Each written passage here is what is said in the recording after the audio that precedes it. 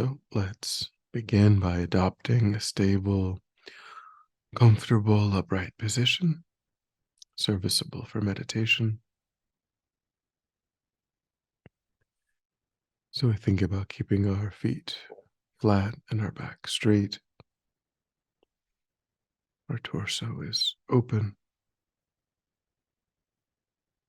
hands in the lap right over left, with the palms upturned and the thumbs gently touching.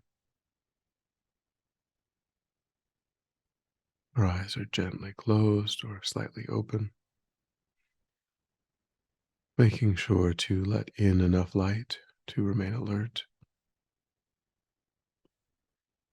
Try to maintain an awareness of not slouching, not leaning,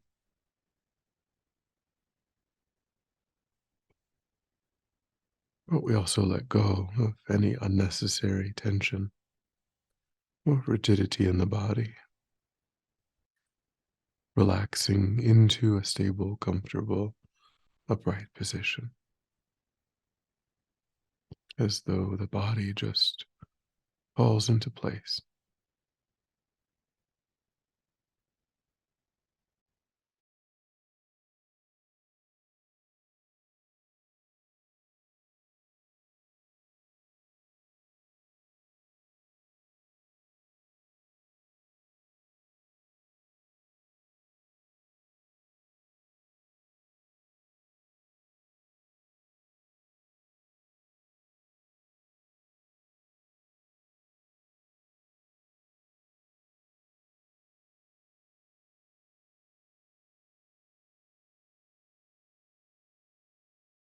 And generate a sense of letting go of attending to the environment,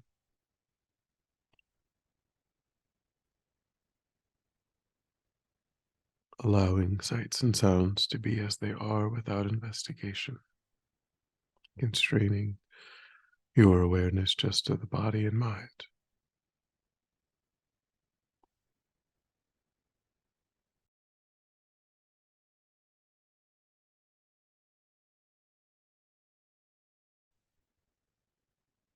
Concentrating that awareness in the present by attending closely to the physical sensation of the air moving into and back out of the tip of the nostrils.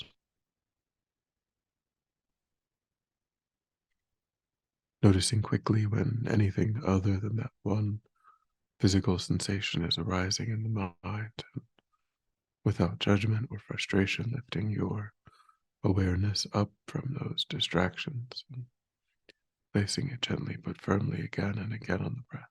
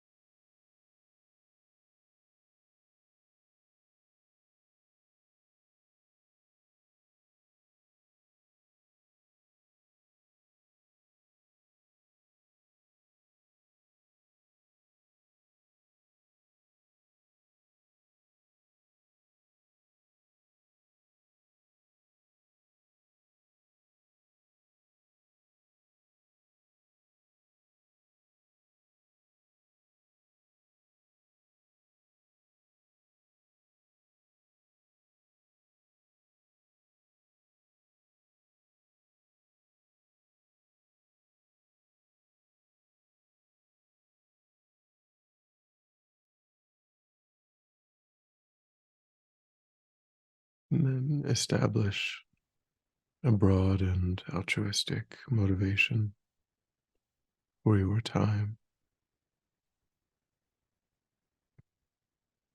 wanting to use your time to cultivate and to solidify beneficial ways of thinking and acting in states of mind that allow oneself to remain connected to a sense of peace and ease, states of mind that naturally give rise to actions that are beneficial for others,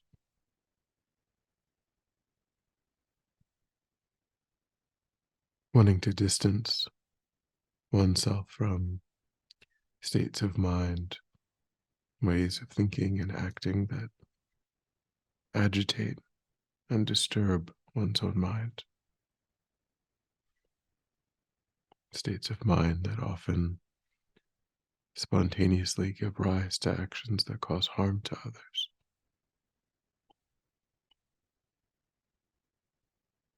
Engaging in this process of inner transformation in order to genuinely be of greater and greater benefit to sentient beings.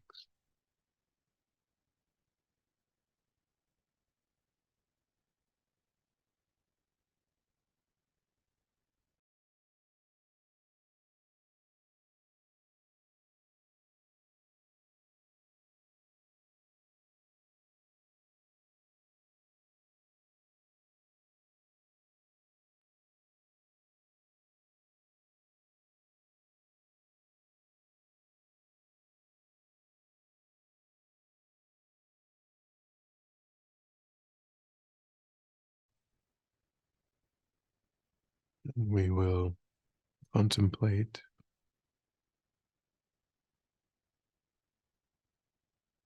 deepening our love and compassion through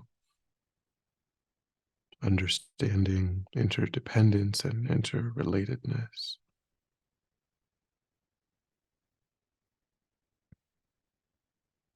We first contemplate that my own life, my birth, and all of my subsequent attainments is completely independent upon my mother and father.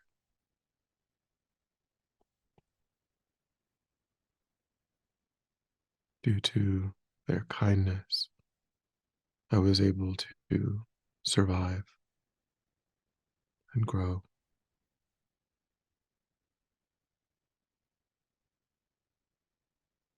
For years, I was relatively helpless,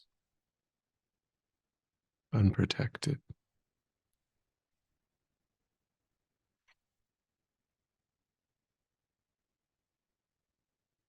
only due to their providing of shelter and food and clothing and education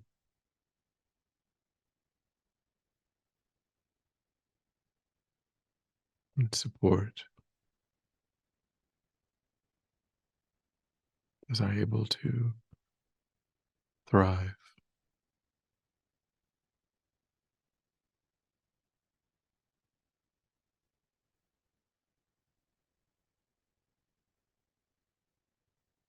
as we grew? We came to rely on other teachers,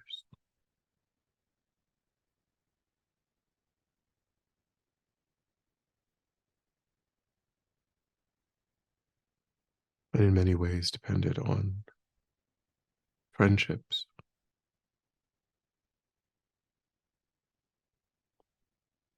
peers that we clarified views and beliefs with and discussed mutual uncertainties, anxieties.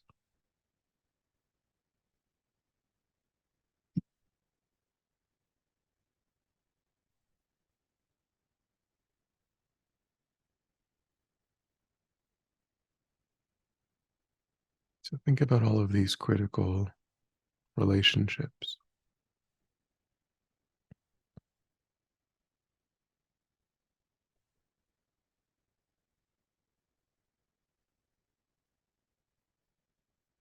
and think how much of our happiness has been dependent on these interpersonal relationships.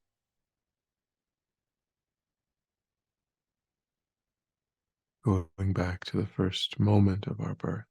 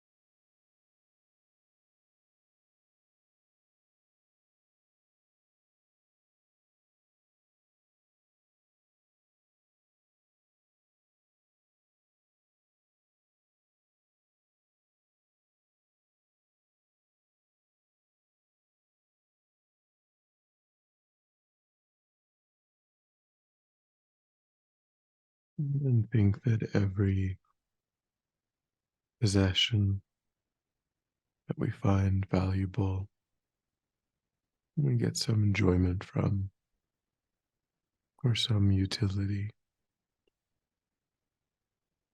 is the result of the kindness of others, their labor,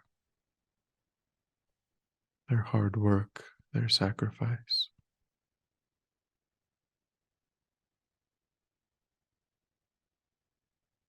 Every drop of water and every bite of food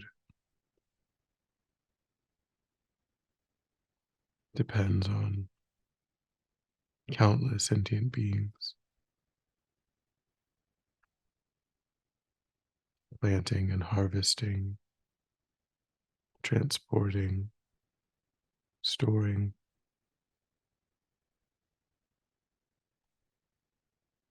and even then, the roads and the infrastructure,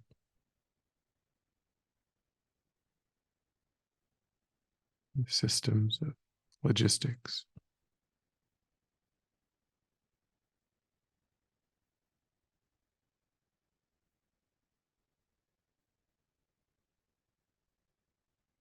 Every tool or machine that we interact with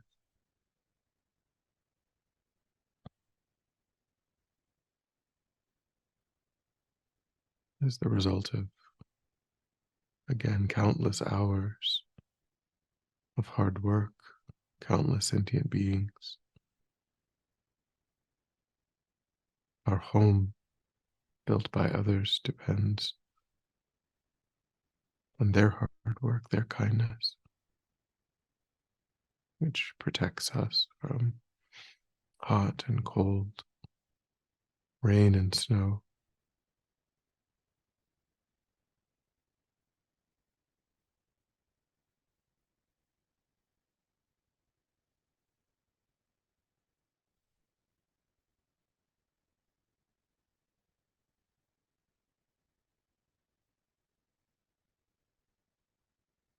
So here again, think of this vast web of interdependence connecting us with all sentient beings through kindness.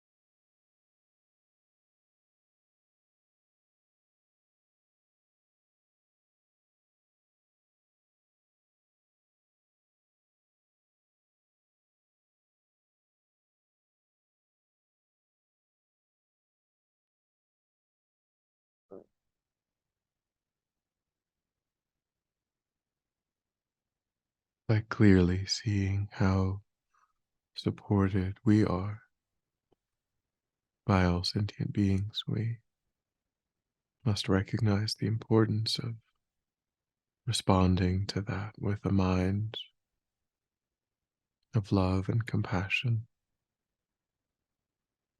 actions that are also beneficial and supportive,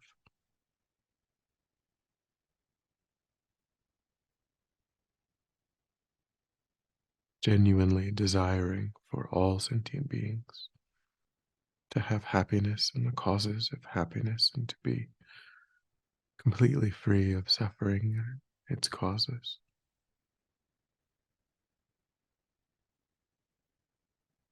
When compassion is deeply rooted in the mind, we will naturally and spontaneously avoid causing any harm to any sentient being. And through the power of love, we will work for the benefit of sentient beings.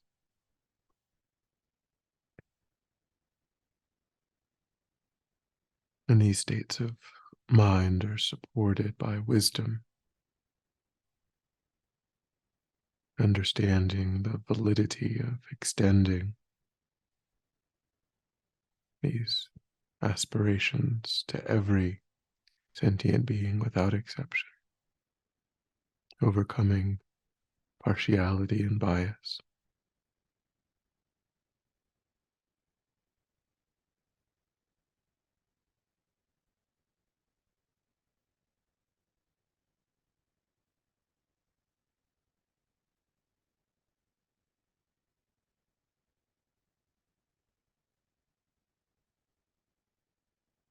And then think too that these kind sentient beings themselves face adversities, fears, anxieties, painful conditions.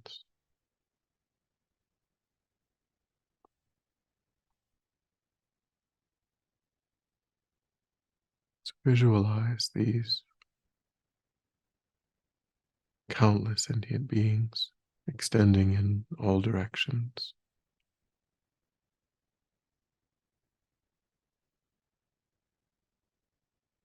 Recognize none of them are truly perfectly happy, truly free of suffering.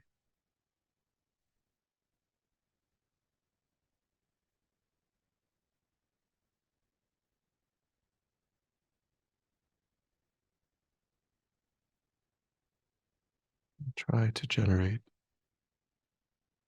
loving kindness, compassion in a deep, visceral way in the mind.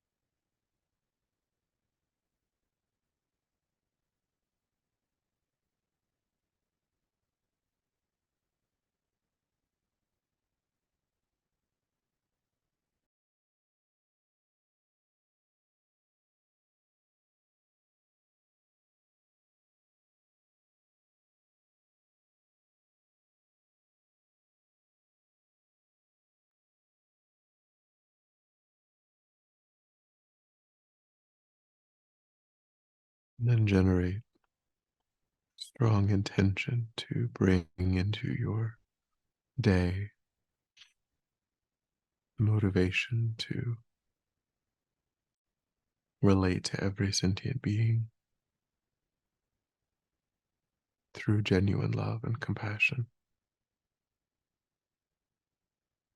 wishing them to be completely happy and completely free of even the slightest suffering.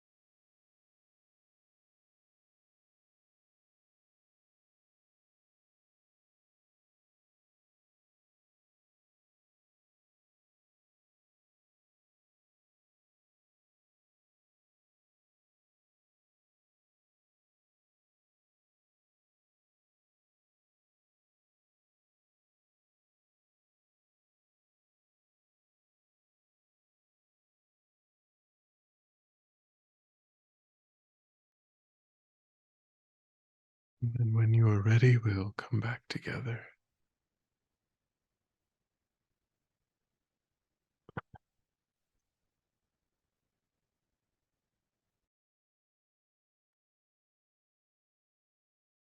And we'll dedicate to recollect your altruistic motivation and think that by having engaged in this contemplation, you've actualized that motivation, which has created positive energy in the mind, and think that you offer the fruit of your practice, that positive energy for the benefit of all sentient beings without exception. Thinking when it ripens, may it serve as a cause and condition to eliminate war and conflict, poverty, famine, disease, disasters, all painful inner and outer conditions. May it fully ripen the minds of all sentient beings. May they quickly meet perfect teachers and arise in the state of full enlightenment. May I too achieve the state of enlightenment in order to work for the benefit of sentient beings perfectly. May any obstacles facing the Guru's long life be completely dispelled, and may I and all sentient beings in this moment come under the joyful care and guidance of enlightened beings. May we be guided and protected until we swiftly achieve that state of enlightenment.